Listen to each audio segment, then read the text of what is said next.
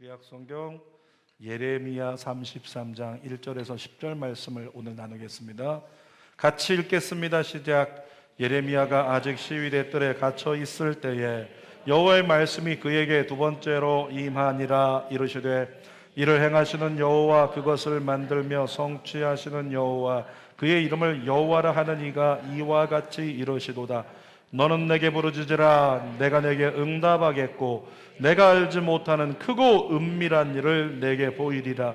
이스라엘의 하나님 여호와께서 말씀하시니라. 무리가 이 성읍의 가옥과 유다 왕궁을 헐어서 갈대아인의 차모와 칼을 대항하여 싸우려 하였으나 내가 나의 노여움과 분함으로 그들을 죽이고 그들의 시체로 이 성을 채우게 하였나니 이는 그들의 모든 악행으로 말미암아 나의 얼굴을 가리어 이 성을 돌아보지 아니하였습니다. 그러나 보라, 내가 이 성읍을 치료하며 고쳐낫게 하고 평안과 진실이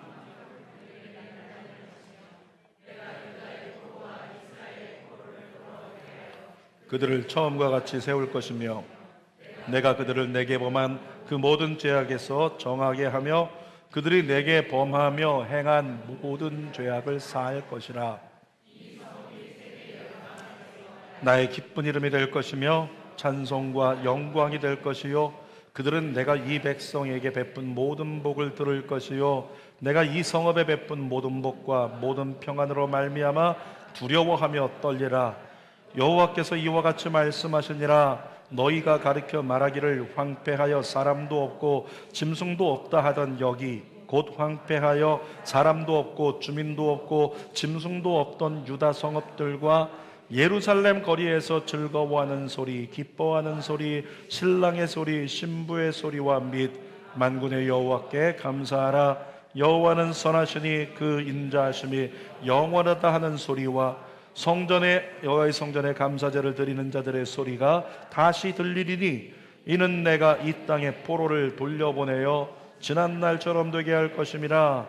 여호와의 말씀이니라. 아멘. 오늘은 예레미야 33장 1절에서 10절 말씀을 가지고 역사를 주관하시는 하나님, 같이 할까요? 역사를 주관하시는 하나님, 이런 제목으로 말씀 나눕니다. 우리가 뉴스를 통해 본 것처럼 팔레스타인 지역에서 계속 포화 소리가 그치지 않고 있습니다. 전 세계가 여론이 양분돼 가지고 가자지구를 이제 진군에 들어가는 이스라엘을 비난하는 여론들이 많아지기 시작했고, 또 거꾸로 하마스를 비난하면서 이스라엘이 하마스를 공격하는 것, 가자지구를 공격하는 것은 당연한 것이다, 이런 또 주장을 하는 사람들이 있습니다. 이렇게 양분된 주장이 대립되면서 점점 더 큰 전쟁의 확산의 우려를 낳고 있다는 거죠. 여러분, 게다가 이런 혼란을 틈타 가지고 대만을 공격하려는 중국의 어떤 움직임과 조짐이 보이고 있다, 이런 얘기도 또 들려오고 있고, 또 한간에는 전쟁의 위협을 엿보는 북한에 대한 염려까지도 해야 한다, 이런 목소리가 커지는 가운데 우리가 살아가고 있습니다. 여러분, 이런 때 교회는 무엇을 해야 될 것인가? TV에서 나오는, 연일 쏟아져 나오는 뉴스 보고 야, 안타깝다, 저렇게 됐구나, 이런 생각만 하는 게 아니라 과연 이때 하나님, 교회는 무엇을 해야 합니까? 이렇게 선포하고 싶습니다. 살든지 죽든지 하나님 앞에 서서 교회는 예배하고 기도해야 한다. 아멘이십니까? 따라합시다. 살든지 죽든지 하나님 앞에서 예배하고 기도하라.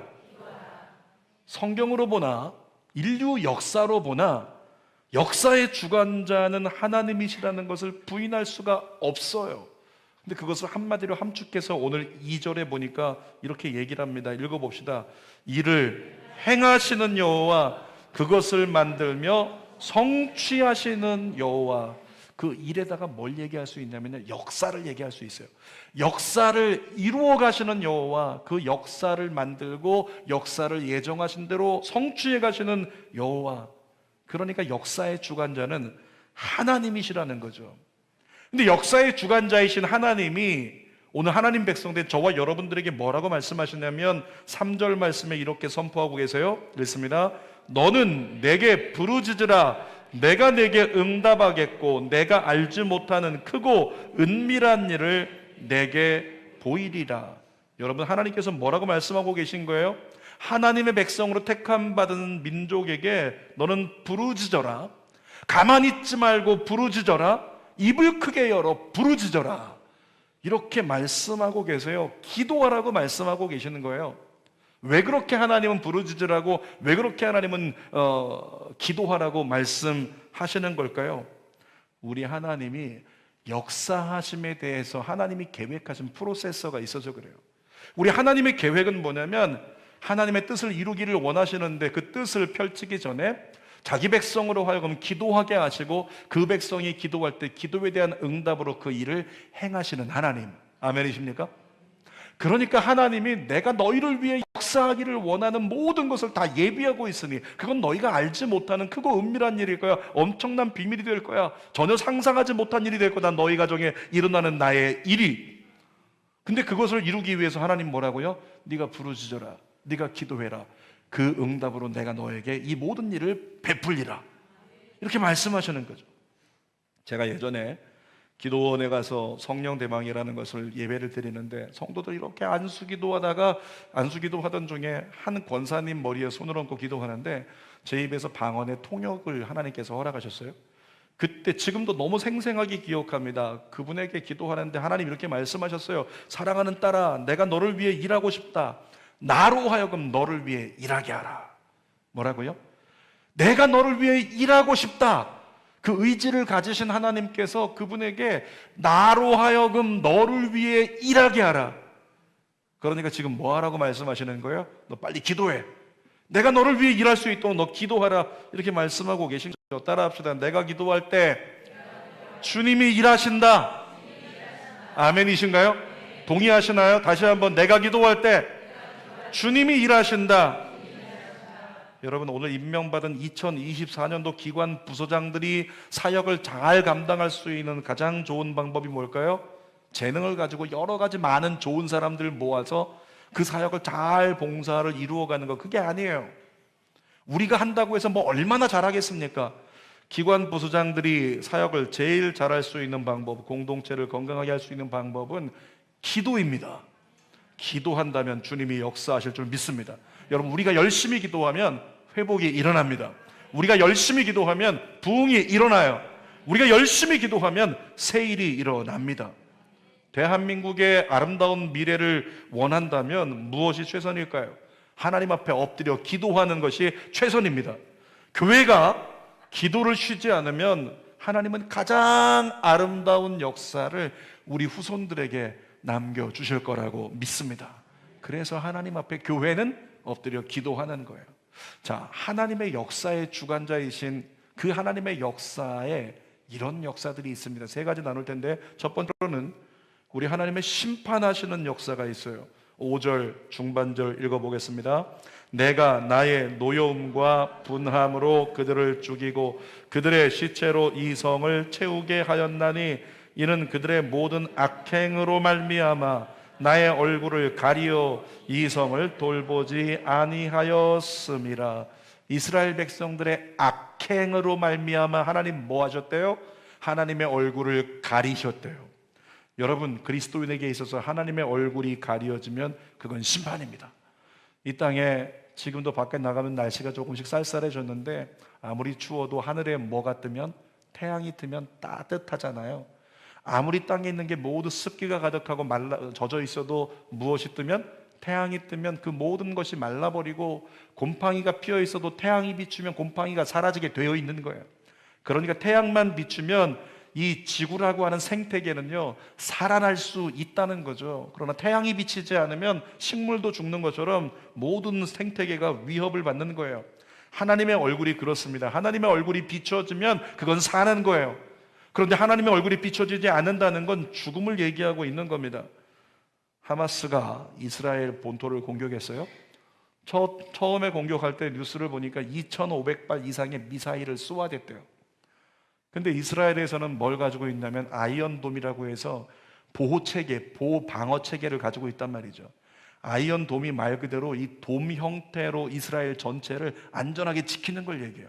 그러니까 웬만한 미사일 공격에서 전 세계에서 가장 확실하고 가장 뛰어난 방어체계, 그게 아이언돔이란 말이죠. 첫 번째 공격에서는 2,500발 이상의 미사일을 한 번에 쏴버리니까 아이언돔이 작동을 하긴 했지만은 다 감당할 수가 없어서 일부 피해를 입었단 말이에요. 여러분, 그런데 그 뒤에 계속해서 시리아에서 미사일을 쏘고 가자지구에서 미사일을 쏘는데 더 이상의 이스라엘에 의해서 큰 위협과 큰 피해가 없어요. 이유가 뭘까요? 아이언돔이 작동하고 있기 때문에 그래요. 이 아이언돔이 공중에서 모든 웬만한 미사일들은 전부 다 격추를 시켜버리니까 그 아래서 안전하다라고 하는 거죠. 여러분, 하나님이 얼굴을 가리신다는 것은요, 바로 그것과 같습니다. 아이언돔이 해제되는 것과 같아요. 이스라엘에서 얘기합니다. 아이언돔이 만약에 작동하지 않는다면, 아이언돔이 시스템이 꺼지는 상태가 온다면 그건 이스라엘의 무방비 상태를 이야기한다. 똑같습니다. 하나님이 우리에게 얼굴을 비추지 않는다는 건, 하나님의 얼굴이 가려진다는 건 아이언돔이 해체된 것과 똑같이 무방비 상태가 되는 거예요. 여러분, 하나님이 지켜주시니까 여러분이 안전한 줄 믿습니다. 하나님이 지켜주시니까 여러분의 마음과 생각이 온전할 수 있고 몸이 온전할 수 있고 온갖 사고들, 요즘에 뭐죠? 한분리라고 하는 프로그램이 있죠. 한 변호사께서 이렇게 방송을 이렇게 하는 걸 보니까 가끔씩 보면은 운전에 대한 경계심을 갖게 돼요. 근데 결론은 뭐냐면 내가 잘한다고 되는 거 아니구나. 갑자기 지나가고 있는데 건너편에서 트럭이 날아오기도 하고, 타이어 하나가 튕겨져 왔는데 타이어 하나가 운전석을 쳐버리면 그 타이어 때문에 운전자가 사망하기도 하는 거예요. 그러니까 어떤 사고가 있을지 모르는 세대 가운데 우리는 살아가요. 또 우리는 4년 동안 지나가면서 깨달았습니다. 이 바이러스 하나가 인류 전체를 흔들 수도 있구나. 그러니까 우리는 우리 힘으로 안전을 지킬 수가 없어요. 그런데 하나님이 저와 여러분을 지키고 계시기 때문에 이만한 줄 믿습니다. 그런데 하나님의 얼굴을 가리신다는 건 뭐라고요? 아이언돔이 해제되는 것과 같아요. 무방비 상태가 되는 겁니다. 그래서 이스라엘의 악행 때문에 하나님께서 하나님의 얼굴을 가려버리니까 이스라엘의 온갖 대적들의 공격이 그대로 다 임한 거죠. 다니엘 9장 17절 읽어보겠습니다. 시작. 그러하온즉 우리 하나님이여 지금 주의 종의 기도와 간구를 들으시고 주를 위하여 주의 얼굴빛을 주의 황폐한 성소에 비추시옵소서. 왜 이렇게 기도하고 있는 거예요? 주의 얼굴만 비춰지면 회복이 일어나니까, 주의 얼굴만 비춰지면 생명이 임하니까. 여러분, 낙심한 자가 있고 눌린 자가 있고 묶인 자가 있다면 그를 위해 중보 기도할 때요, 이렇게 기도하세요. 하나님, 그 영혼에게 주의 얼굴을 비춰 주옵소서. 멀리 저 지구촌 반대편에 있을지라도 하나님, 그 선교사님에게, 그 연약한 사람에게 주의 얼굴을 비춰 주옵소서. 그러면 주의 얼굴이 비춰주는 순간에 그 영혼이 살아나는 역사가 일어난다는 거죠. 시편 80편 3절 읽어보겠습니다. 하나님이여 우리를 돌이키시고 주의 얼굴빛을 비추사 우리가 구원을 얻게 하소서. 주의 얼굴빛이 비추면 어떻게 된다고요? 구원이 일어난다는 거예요. 하나님은 이스라엘을 향해서 얼굴을 가리셔서 이스라엘에게 죽음과 고통이 다가오게 내버려 두셨습니다. 이스라엘을 심판하시는 하나님의 역사를 성경에서 보여주고 있는 거죠. 왜 하나님이 심판하셨죠?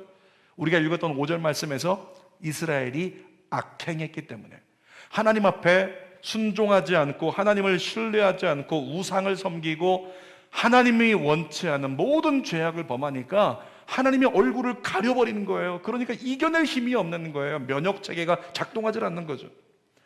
우리 하나님은 한없는 사랑을 베푸시지만 죄에 대해서는요, 심판을 멈추지 않는 공의의 하나님이십니다. 시편 9편 7절에서 8절 읽어봅시다. 여호와께서 영원히 앉으시며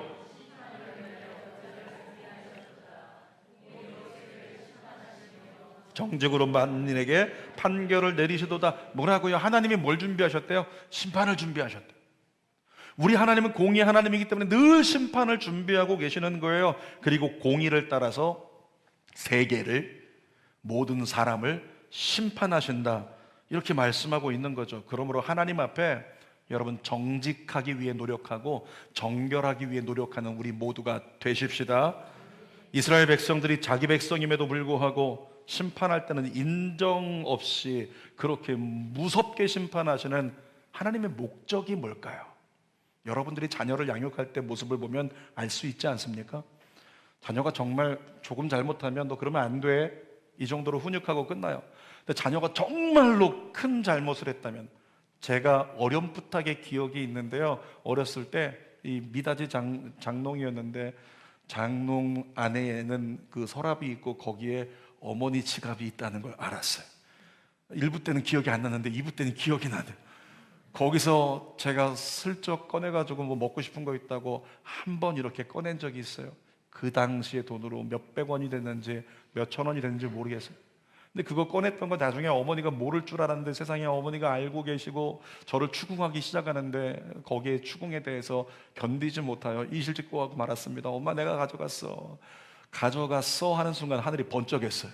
손이 날라오고 막 온갖 물건이 날라오고, 너 이 새끼 너 도둑놈이 될 거냐 그러면서 엄청나게 눈물 쏙 빼도록 혼난 적이 있어요.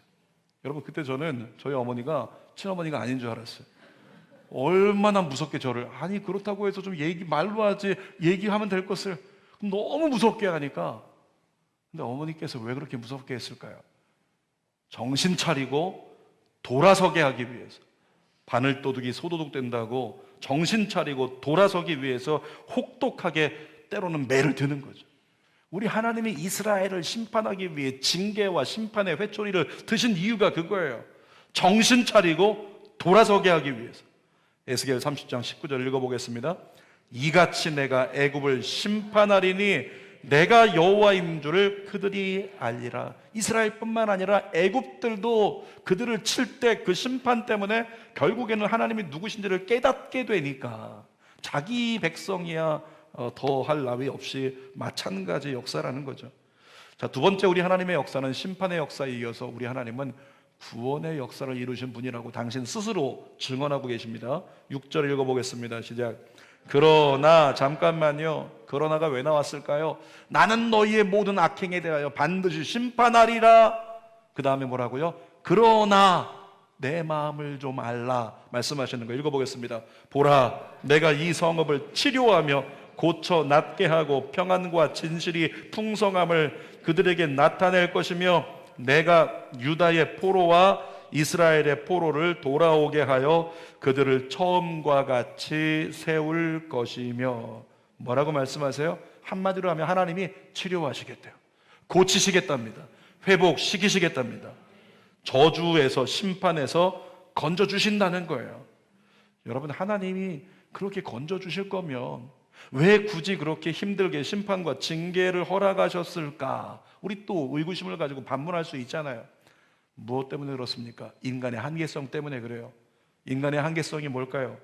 심판과 징계의 아픔이 있어야지만 회개하고 돌아오는 게 인간의 한계성이에요. 그냥 내버려두면 돌이키질 않아요. 그러니까 때로는 멀리 하나님 원하지 않는 길로 나아가면 심판과 징계 회초리를 들어야지만 돌아오게 되니까 하나님은 어쩔 수 없이 인간의 한계성에 반응하여 때로는 우리가 느끼기에 고난이라는 것을 허락하신다는 거예요. 잠깐 주의 얼굴을 가리셔서 너의 실체가 얼마나 연약한지 경험해봐. 그렇게 내버려 두신다니까요. 그래서 우리가 많이 인용하는 성경 구절 있죠. 시편 119편 71절입니다. 읽어봅시다. 고난당한 것이 내게 유익이라. 이로 말미암아 내가 주의 율례들을 배우게 되었느니라. 여러분, 이 말씀이 너무 은혜가 돼가지고 이 말씀 오늘 이후 우리 집에다가 거실에다가 큰 액자로 걸어놓고 싶다. 그런 분 계신가요? 고난당한 것이 내게 유익이라. 아멘. 고난당한 것이 내게 유익이라. 아멘. 고난이여 오라. 이렇게 바라보고 싶은 사람이 있어요? 없습니다. 모든 사람은 가급적 우리 인생에 고난이 없었으면 좋겠어요. 여러분, 저희가 교회 건축 기도 시작하고 땅 매입을 처음 진행하고 이렇게 할 때 올해 3월 달부터 기도하고 진행하면서 제가 늘 기도했던 게 있어요. 하나님, 교회 건축하면서 목사님들이 많이 아프답니다. 목사님들이 쓰러지거나 목사님들이 반쯤 불구가 되거나 목사님들이 죽는답니다. 하나님, 저는 그러지 않게 하여 주옵소서. 아직은 멀쩡해요. 괜찮아.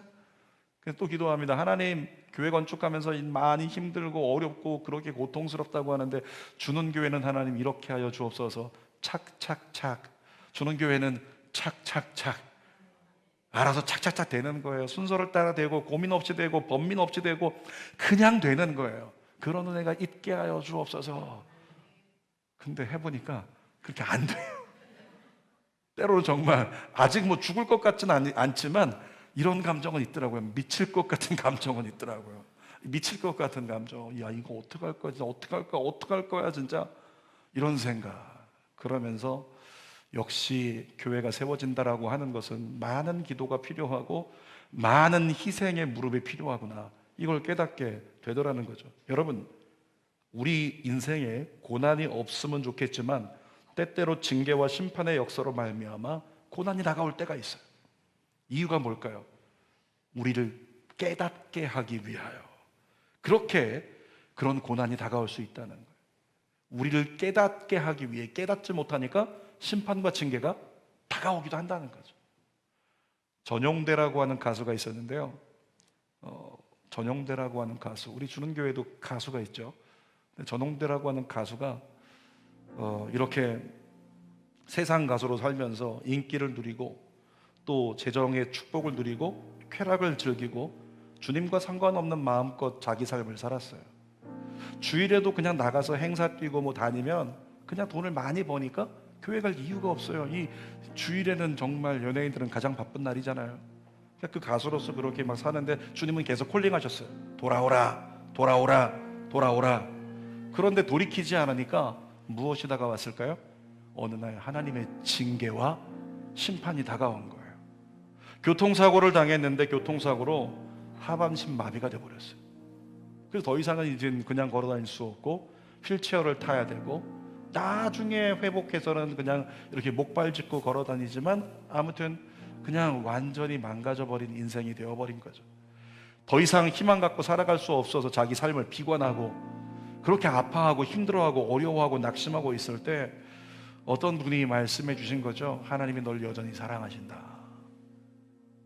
그리고 나서 그 음성에 반응하여 하나님께 나아가 기도하는데 회개가 나와요. 하나님 잘못했어요. 하나님 잘못했어요. 그렇게 회개하면서 주님을 위해 살지 않고, 내가 어렸을 때는 하나님 찬양하고 살겠다고 했는데 하나님 위해 살지 않고 하나님 떠나서 내 멋대로 살았네요. 하나님 잘못했어요. 그 회개의 고백을 가지고 첫 번째 음반을 낼 때 찬양을 한 곡 불렀는데 그 찬양을 통해 결국에는 스타덤에 오르게 되고 유명한 복음성가 가수가 됐죠.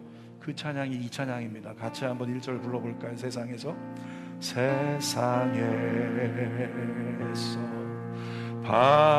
방황할 때 나 주님을 몰랐네. 내 맘대로 고집하며 온갖 죄를 저질렀네. 예수여, 이 죄인도 용서받을 수 있나요? 벌레만도 못한 내가 용서받을 수 있나요? 여러분, 예수를 부르는 그가 용서받을 수 있겠습니까? 용서받을 수 있겠습니까? 용서받을 수 있는 거예요. 아니, 예수를 부르는 순간부터 이미 용서받았어요. 아멘입니까? 여러분, 하나님이 용서해 주세요. 하나님이 용서해 주세요. 하나님이 용서해 주세요. 내 안에서 아픈 용서해 달라는 고백이 혹시 쏟아지는 사람이 있다면요, 그것은 하나님의 음성을 모르기 때문에 그래요. 하나님의 뜻을 모르기 때문에 그래요. 영적 전쟁에 묶였기 때문에 그래요. 사탄은 여러분에게 원하는 게 있습니다. 여러분이 용서받은 거 못 믿게 하려고요. 여러분이 의롭다함을 얻은 거 못 믿게 하려고 그래요. 사람들은 너를 비난할 수 있지만 나는 너를 사랑한다. 내가 너의 모든 죄를 사하노라. 너는 용서받은 의인이다. 당당하게 내 앞에 나와 나를 찬양하고 나를 경배하라. 이것이 하나님 아버지의 마음이잖아요. 그 목사님이 용서받을 수 있나요? 주님 용서받을 수 있나요? 1절 부르면서 어떻게 했냐면 항상 울었거든요. 그런데 이 전용대 목사님도 심판하시는 하나님의 역사를 경험했지만 하나님의 두 번째 역사, 구원의 역사를 그에게 베풀어 주신 거예요. 그래서 아픈 눈물로 시작하는 이 찬송을 마지막 4절 부를 때는요, 행복한 미소로 4절을 마무리합니다. 우리 4절 불러봅시다. 내 모든 죄 무거운 짐 이제 모두 다 벗어내. 두 손 가슴에 대고 우리 주 예수께서 나와 함께 계신다오. 내 주의 이 죄인이 내 주여 이 죄인이 무한 감사드립니다. 나의 영과 영혼까지 주를 위해 바칩니다. 여러분 모두가 여러분을 용서하시고 구원하신 하나님 앞에 여러분의 삶을 드릴 수 있는 예배자가 되길 축복합니다. 여러분, 우리는 왜 잘 나갈 때 주님을 더 의지하지 못할까요? 왜 잘 나갈 때 주님을 더 의지하고 더 매달리면 록펠러처럼 더 많은 축복을 주실 텐데 왜 대부분의 사람들이 잘 나갈 때 주님을 더 의지하지 못할까라고 하는 거죠. 이유가 뭐냐면 내 인생을 내가 이루었다는 교만한 마음이 내 속에 있기 때문에 주님을 온전히 의지하지 못하는 겁니다. 잠언 15장 20절을 기억하세요. 시작. 여호와는 교만한 자의 집을 허시며. 여러분, 집이라는 게 뭐예요? 집이라는 것은 우리를 보호하는 것입니다. 무서우면 집에 가서 가만히 있으면 안 무서워요. 집에 가서 있으면 추위를 피할 수 있습니다. 집이라고 하는 건 내 모든 평생의 힘을 다해서 내가 이루어 놓은 어떤 가치를 얘기를 해요. 그런데 뭐라고요? 여호와는 교만하면 교만한 자의 집을, 그 모든 보호 체계를 허물어 버린대요. 이것이 하나님 말씀이잖아요. 여러분, 교만은 내 뜻을 하나님 뜻보다 더 귀하게 여기는 태도입니다. 당연히 순종은 기대하기가 힘듭니다. 여러분에게 권면합니다. 하나님 앞에서 더 겸손하십시오. 하나님은 겸손하지 않은 자의 모든 것을 단번에 허물어 버릴 수 있는 분이세요. 혹시 여러분들 가운데 이미 교만했다가 혼쭐 난 사람 있다면 이제는 은혜를 기억하세요. 우리 하나님은 심판과 징계를 통해서 혼쭐 내기도 하지만 그 다음에 어떤 역사? 구원의 역사, 구원의 역사를 이루시는 분이 우리 하나님이십니다. 출애굽기 33장 19절 읽어봅시다. 나는 은혜 베풀 자에게 긍휼히 여길 자에게 긍휼을 베푸느니라. 마태복음 12장 20절도요. 상한 갈대를 꺾지 아니하며 꺼져가는 심지를 끄지 아니하기를 심판하여 이길 때까지 하리니. 따라합시다. 하나님은 반드시 나를 포기하지 않으시고 건져주신다. 아멘이십니까? 우리 하나님 그런 분이세요. 자, 세 번째로 우리가 나누고자 하는 것은 역사의 주관자이신 하나님이십니다. 우리가 읽었던 본문을 보니까요, 5절에서는 하나님이 심판을 명하셨어요. 이스라엘 심판받아라. 그랬던 하나님이 6절에서는 약속하고 계세요. 내가 치유와 회복을 약속한다. 7절에서는 더 나아가서 약속하십니다. 처음과 같이 회복시켜 주리라. 8절에서는 너희의 어떠한 죄악도 용서하리라 말씀하셨어요. 그리고 9절에 와서는 이렇게 말씀하세요. 9절 읽어보겠습니다. 시작. 이 성읍이 세계 열방 앞에서 나의 기쁜 이름이 될 것이며 찬송과 영광이 될 것이요 그들은 내가 이 백성에게 베푼 모든 복을 들을 것이요 내가 이 성읍에 베푼 모든 복과 모든 평안으로 말미암아 두려워하며 떨리라. 여러분, 이스라엘이 심판받았어요. 징계받을 때 이스라엘을 바라보는 주변에 있는 많은 사람들이 뭐라고 했을까요? 손가락질 했을까요? 저 저주받은 자들 보라, 저 망가지고 깨진 인생을 보라. 이렇게 손가락질 당했던, 혀참을 당했던 그런 인생들이 어떻게 된다고 말씀하세요? 세계 열방 중에서 기쁜 이름이 되게 만들어 주리라. 동일한 은혜가 여러분의 가정에 임할지어다. 10절 말씀 읽어보겠습니다. 시작. 여호와께서 이와 같이 말씀하시니라. 너희가 가리켜 말하기를 황폐하여 사람도 없고 짐승도 없다 하던 여기 곧 황폐하여 사람도 없고 주민도 없고 짐승도 없던 유다 성읍들과 예루살렘 거리에서. 잠깐만요. 혹시 어제 오늘 아침에 뉴스 보셨나요? 가자 지구가 그렇게 진군에 들어가는 탱크 때문에 망가지는 현장을 보셨어요? 어떻게 됐습니까? 폐허가 됐잖아요. 건물들이 다 사라져 버리고 다 무너져 버리고 폐허가 돼 있단 말이죠. 그 폐허 속에서 누군가 막 노래를 불러요? 들어보셨습니까? 누군가 막 하나님은 살아계시다고 선포하는 소리를 들어보셨어요? 거기서 기뻐하는 잔치 소리를 들어봤습니까? 안 들려요. 폐허 속에는 사람의 소리가 들리지 않아요. 다 떠났기 때문에. 지금 비슷한 장면을 얘기하고 있는 거예요. 그런데 그렇게 된 예루살렘 거리에 어떤 일을 베푸신다고요? 계속 읽어보겠습니다. 예루살렘부터 시작. 예루살렘 거리에서 즐거워하는 소리, 기뻐하는 소리, 신랑의 소리, 신부의 소리와 만군의 여호와께 감사하라. 여호와는 선하시니 그 인자하심이 영원하다 하는 소리와 여호와의 성전에 감사제를 드리는 자들의 소리가 다시 들리리니 이는 내가 이 땅에 포로를 돌려보내어 지난 날처럼 되게 할 것임이라. 여호와의 말씀이니라. 할렐루야. 하나님이 그렇게 회복을 약속하고 계세요. 여러분, 교회는 시끄러워야 합니다. 교회는 시끄러워야 돼요. 어떤 것으로? 찬송 소리로 시끄러워야 돼요. 기도 소리로 시끄러워야 합니다. 선포하는 소리로 시끄러워야 돼요. 교회가 기쁨으로 시끄럽지 않고 침묵으로 잠잠하다면 그것은 저주입니다. 여러분, 귀에 들려지는 소리 데시벨 얘기하는 게 아니에요. 이 데시벨이 커서 시끄러운 거 그거 얘기하는 게 아니고 하나님을 믿고 의지하는 신앙의 실존, 그 실존을 경험한 자가 그 신앙의 실존을 가지고 기도하고 있고 신앙의 실존을 가지고 찬양하고 있고 하나님은 살아계시다고 선포하고 있고 예수만이 구원이라고 외치고 있고 교회에서 이 소리가 들려야 된다고요. 이 신앙의 고백으로 시끄러워야 된다는 거예요. 주는 교회는 참 좋은 섬김이 있는데 오늘 아침에도 남녀 단톡방에 이렇게 보셨습니까? 매일 아침 되면 뭐가 올라오죠? 찬양이 올라오잖아요. 좀 단톡방 보고 사세요. 아침마다 찬양이 올라와요. 우리 유년부 담당하시는 유년부 부감님이신 김혜정 집사님께서 매일 아침마다 찬양을 올려주세요. 근데 가끔은 제가 그 찬양을 이렇게 눌러보면 찬양이 너무 좋아. 그때마다 어떻게 느껴지냐면 천국의 소리 같아요.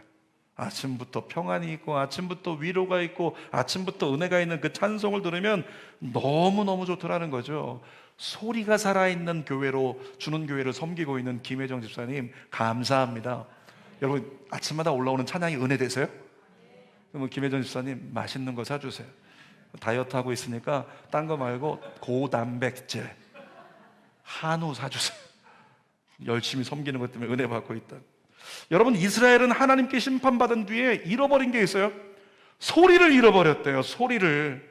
그런데 하나님이 이스라엘이 잃어버렸던 소리를 다시 찾게 해주겠다고 약속하셨습니다. 어떤 소리요? 즐거워하는 소리, 기뻐하는 소리, 신랑과 신부의 잔치 소리, 찬양하는 소리, 총체적으로 말하면 하나님을 예배하는 소리, 경배하는 소리, 그 소리가 울려 퍼지고 있다면 그것이 바로 교회에게는 축복입니다. 여러분들이 지금 영적으로 병들었는지 회복됐는지 분간하는 법 한 가지 아주 쉽습니다. 찬양 시간에 스스로를 보면 압니다. 여러분에게서 어떤 소리가 나오는가? 이 성대가 떨려서 나오는 육의 소리 말고 여러분의 영혼에서 어떤 소리가 나오고 있는가? 내 영혼이 찬양 중에 즐거운 소리가 나오고 있다, 기뻐하는 소리가 나오고 있다, 잔치하는 소리가 나오고 있다. 그러면 여러분은 회복된 것입니다. 그런데 내 영혼에 기뻐하는 소리가 느껴지지 않아요. 잔치하는 소리가 느껴지지 않아요. 내 영혼에서 하나님의 살아계심을 마음껏 선포하고자 하는 그 소리가 들려지지 않습니다. 여러분, 그런 사람이 있다면 그 사람은 영적으로 병든 거예요. 제 고향이 경기도 연천이라는 곳인데 어렸을 때 매일 한 번씩 탱크가 지나가서 깃발 들고 성조기 들고 I love 아메리카 그러면서 막 뛰어다녔어요. 깡통 던져주면 깡통 따가지고 그 제일 밑에 있는 쪼꼬바 꺼내가지고 먹고 했던 시절이 있는데 한 달에 가끔씩 장이 열리거든요. 근데 장이 열리는 곳에 교회가 한쪽 구석에 방 하나에 세워졌어요. 그 교회에선 지나갈 때마다 소리가 들렸습니다. 둥둥둥둥둥둥. 무슨 소리일까요? 북소리. 건반도 없어요. 기타도 없습니다. 당시에 찬송가를 보내줬는데 찬송가가 보니까 가로로 된 악보 있는 찬송가가 아니라 세로로 된 가사밖에 없는 찬송가.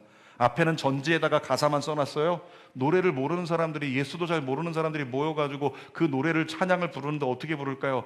북소리에 맞춰서 둥둥둥. 이 북소리에 모든 찬송가를 똑같은 한음률로 다 불러. 요즘으로 말하면 이해할 수 있죠. 랩이라고 우기면 되니까 우린 먼저 앞서가고 있는 거라고.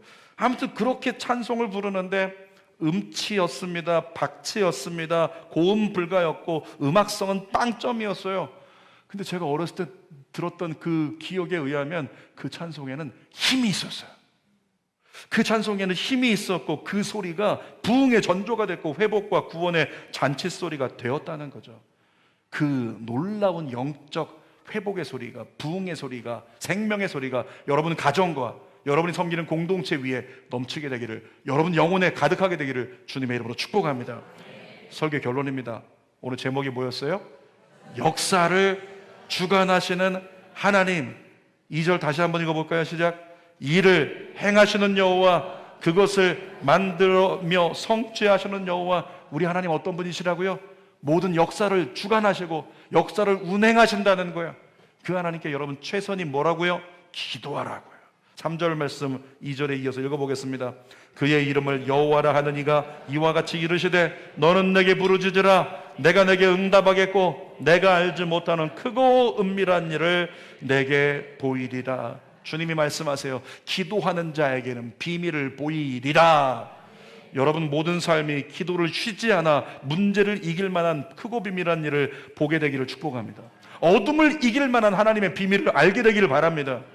여러분 모두가 기도를 쉬지 않는다면 그것을 보게 되고 간증의 내일을 반드시 살 것이라고 믿습니다. 기도하겠습니다. 아버지 하나님, 역사의 주관자이신 하나님, 하나님이 내 인생의 역사, 하나님이 우리 아이의 미래, 하나님이 우리 가정의 미래, 우리 사업의 미래 주님 손에 있습니다. 근데 우리가 기도하지 않는다면 그건 넌센스이고 그것은 사탄의 조롱의 가장 큰 가치가 되어버립니다. 하나님, 기도를 쉬지 아니하여 하나님의 크고 놀라우신 위대한 역사를 마음껏 찬양하고 살게 하여 주옵소서. 내 인생의 역사의 주관자이신 하나님이 때로는 심판과 징계의 그 회초리를 들어 우리를 향하여 얼굴을 가리는 바람에 무방비 상태로 무너지고 깨지고 상하는 일이 벌어질 수 있지만 다시금 우리를 회복시켜 주실 때에는 이전과 같이 기쁨의 잔치 소리가 나의 삶 가운데 넘치게 하리라. 주님, 우리 가정이 기쁘게 웃게 해주세요. 우리 자녀들이 기쁘게 웃게 해주세요. 찬송의 웃음소리가 넘치게 해주세요. 즐거운 잔치소리가 넘치게 해주세요. 예수님의 이름으로 기도드립니다. 그렇게 행하기를 원하시는 하나님, 우리 에베네셀의 하나님이세요. 그 하나님 찬송하고 기도합시다.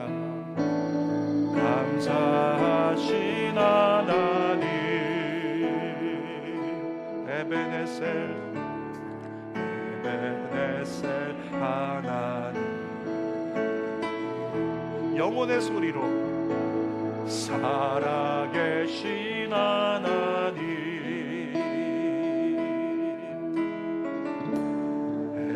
에베네셀 하나님, 여기까지 인도하셨네. 감사하신 하나님, 여기까지 인도하셨네. 살아계신 하나님,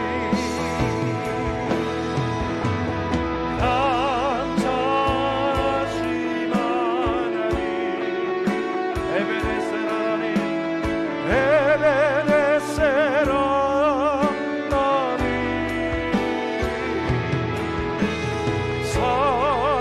살아계신 하나님,